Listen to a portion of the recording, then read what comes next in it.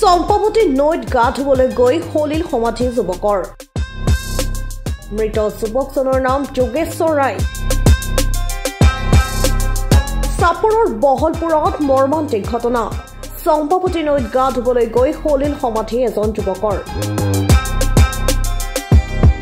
মৃত যুৱকজনৰ নাম যোগেশ্বৰ ৰায় বুলি জানিব পৰা গৈছে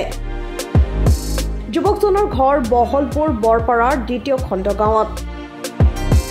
জানিব পৰা মতে সোমবাৰে বিয়লি ভাগত চম্পাৱতী নৈত গা ধুবলৈ গৈছিল যুৱকজন আৰু তাৰ পিছতেই সন্ধানহীন হয় যুৱকজন কিছু সময় পিছত নৈত যুৱকজন উপঙি থকা অৱস্থাত প্ৰত্যক্ষ কৰে স্থানীয় ৰাইজে লগে লগে উদ্ধাৰ কৰি 108 এম্বুলেন্সৰ সহায়ত চাপৰ প্ৰাথমিক স্বাস্থ্য কেন্দ্ৰলৈ প্ৰেৰণ কৰে যদিও চিকিৎসকে মৃত বুলি ঘোষণা কৰে এই ঘটনাই শোকৰ ছাপ পেলাইছে অঞ্চলজুৰি ঠাইখনৰ নাম হল বহালপুর সেগুনজারি ঘটনাটো হচ্ছে মানে একটা মৃত্যুদেহা চম্পা নদীত ভাসি আছে আমার রাইজে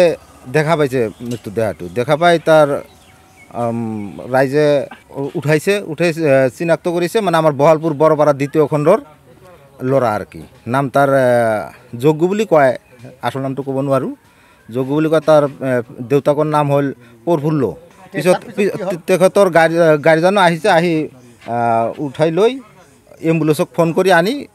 হস্পিটেল বুলি লৈ গৈছে নিউজ ডেস্ক ৰিপৰ্ট নিউজ 13